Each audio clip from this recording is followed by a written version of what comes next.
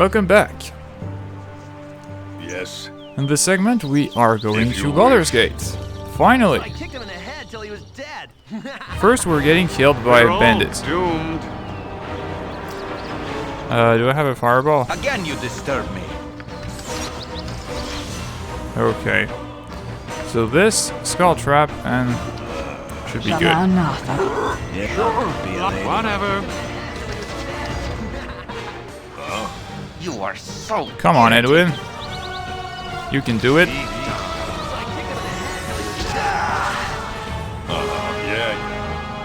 Yes.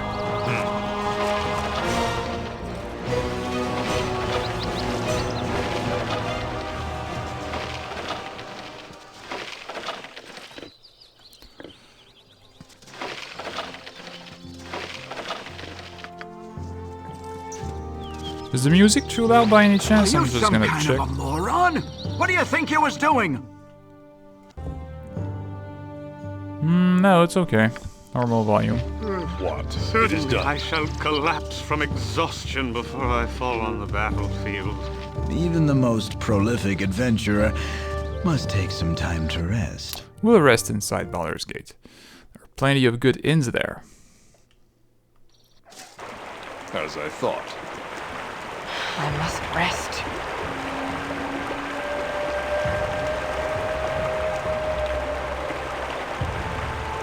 So we will cross this bridge, which, by the way, goes over the River Chiantar. That's its name. I was looking for it when we were in the farmlands.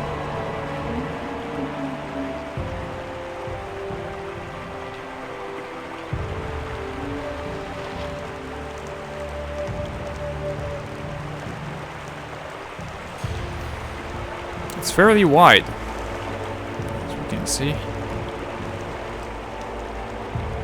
I serve the flaming fist. The entrance tax is 6 gold pieces for each party of travelers. Please announce your point of origin.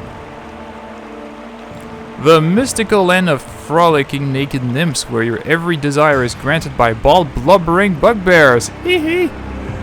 I don't like your sarcasm. If you won't cooperate, then I'll just bring you to talk with my commander.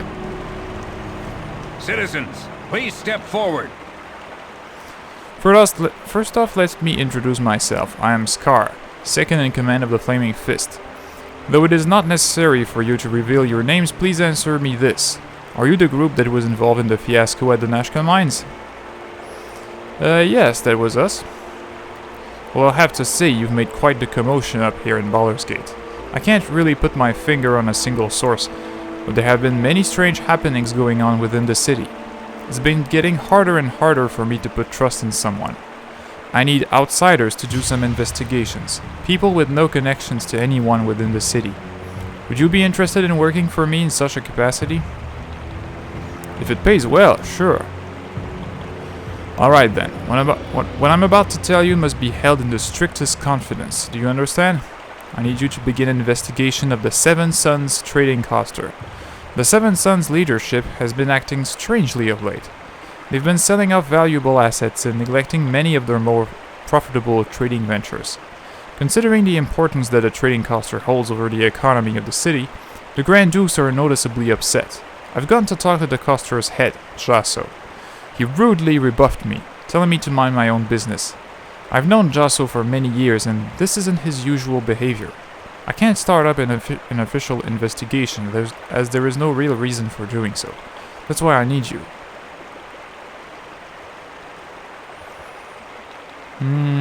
We're ready to start. Tell us what we need to do and how much money you'll pay us to do it. I want you to break into the Seven Sons compound and find out what's wrong. Use stealth in your investigations. I don't want this operation to cause too much fuss. The most important person to watch for is Jasso. Once you've found out as much as possible, report back to me at the Flaming Fist compound. I'll pay you 2,000 gold for this favor. The estate is located on the southwest side of town. I wish all of you the best of luck. Remember, once you're done at the Seven Sons estate, it's imperative that you meet me at the Flaming Fist barracks, which are just west of the Seven Sons.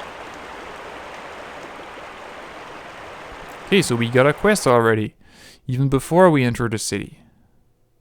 So we are to investigate the Seven Sons and see why they are not doing very well. trading-wise. Walking alone in the Coastway Road. How smart is this? Hey ho there, fellow travelers. You look to be wanderers of the adventuring sort. Tell me, what direction calls you? We're going to Baldur's Gate, so that would be westward. Oh no, not my way at all. Nevertheless, since you are so obviously in need of guidance from someone with not quite so much orcish heritage, I shall alter my course and come with you. Don't bother to thank me, just grant approval. He's a mage who thinks a little of non-mages, similarly to Edwin. If you must. Well, I suppose I'll be on my way to... Wait then, you idiot. You said yes! I mean, of course I'll come with you. My intellect and skill as a cleric will undoubtedly make your group much better than it is. Onward. We remove Edwin temporarily. What is it now? What do you need?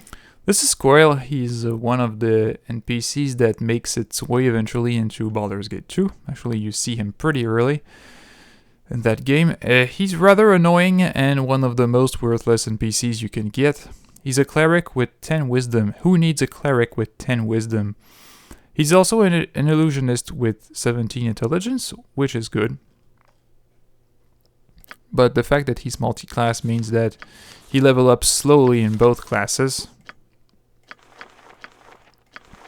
So, You grunted? just for its own sake, let's level him up and see what kind of abilities he would have at this level.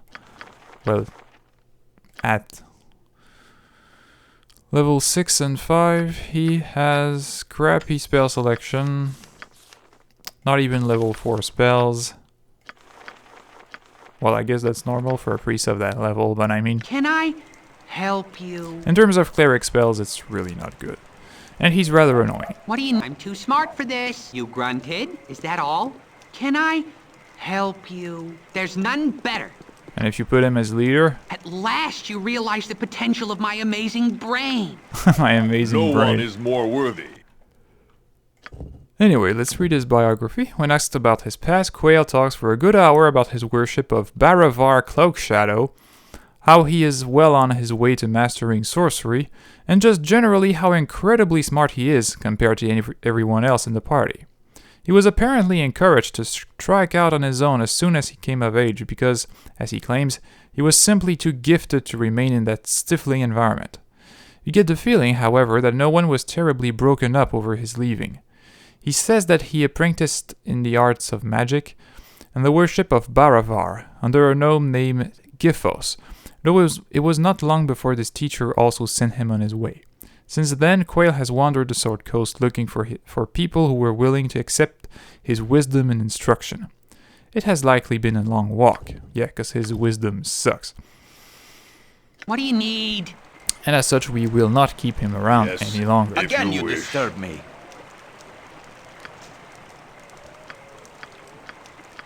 But anyway, that was You Quail. grunted? One.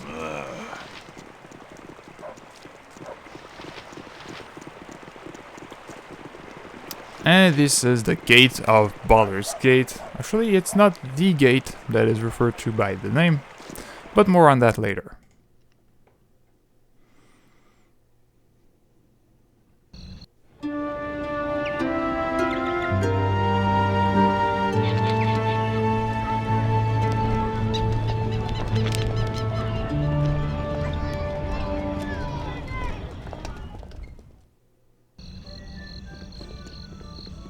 Ho there, wanderer. Stay thy course a moment to indulge an old man. We meet with Elminster again. Good day to you, good day to thee, young one.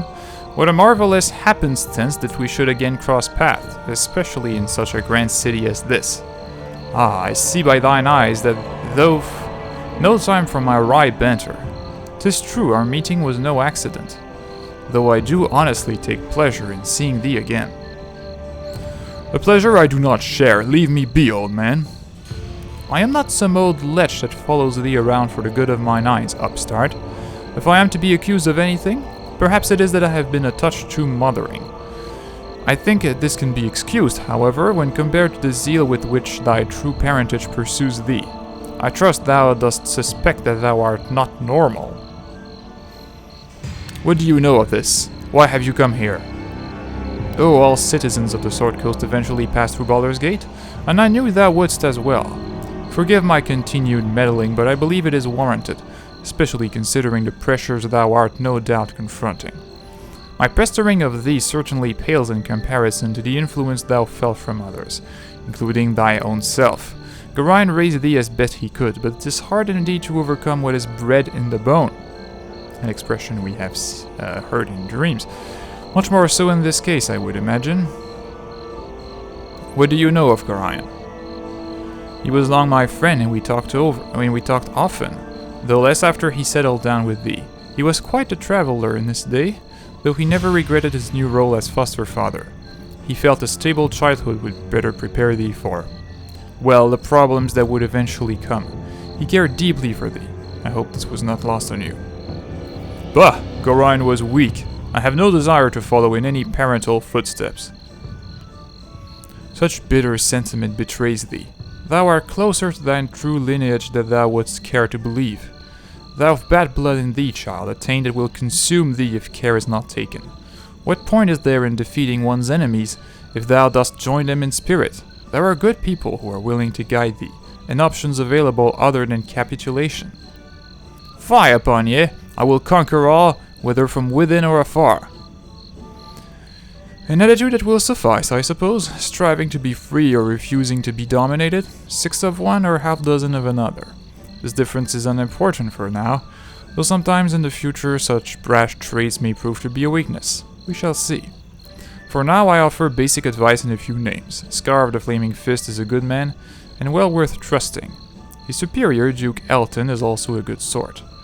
Both are to be believed when they speak. I take my leave, and wish thee well.